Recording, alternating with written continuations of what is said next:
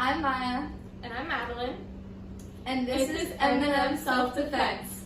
On how to protect yourself when somebody invades your personal space.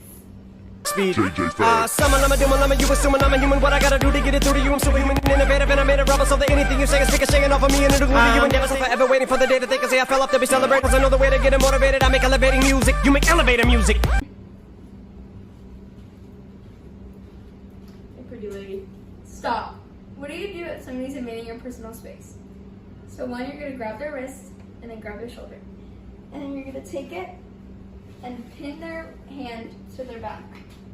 And then after, you're going to kick them, like your front foot, where, like behind their knees. So like right there's a weak spot. Once you do that, they just fall to the ground.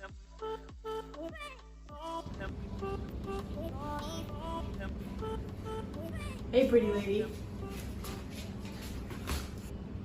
Thanks for watching. Stay safe out there.